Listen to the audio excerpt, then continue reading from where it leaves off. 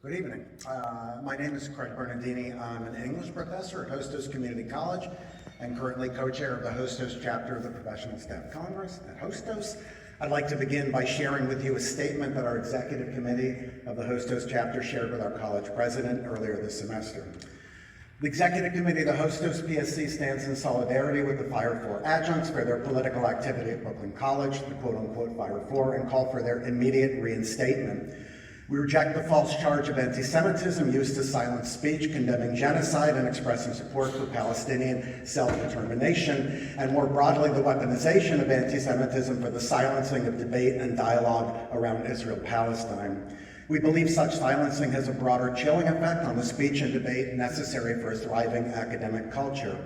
Furthermore, we express our disappointment in CUNY Chancellor Felix Matos Rodriguez, who, when he had the opportunity, reject this false narrative being used to attack academic freedom, research, and the intellectual autonomy of academic institutions, as well as the working class immigrant and minority students who comprise much of CUNY's population, chose instead to submit to the neo-McCarthyist witch hunts of right-wing politicians, unquote. The statement ends by, quote, calling on our Hostos administration to publicly stand for policies that actually protect the safety and civil liberty of students, faculty, and staff, while also protecting academic freedom and the autonomy of teaching and research carried on by institutions like Hostos CUNY.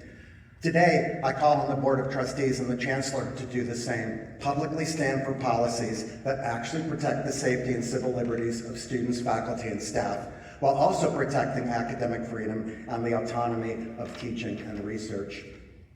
For the past decade plus, I've taught an English curriculum focused on early America, and I've had the opportunity to teach Arthur Miller's play The Crucible numerous times.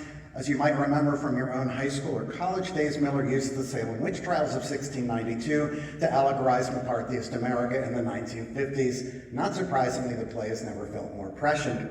You might also remember that its flawed hero, John Proctor, is ultimately himself accused of witchcraft and sentenced to hang. At the end of Act 3, he lashes out at the liege judge, Thomas Danforth, as well as himself, saying, quote, "A fire is burning. I hear the boot of Lucifer. I see his filthy face, and it is my face and yours, Danforth. For them that quail to bring men out of ignorance as I have quailed, and as you quail now, when you know in all your black hearts this to be a fraud.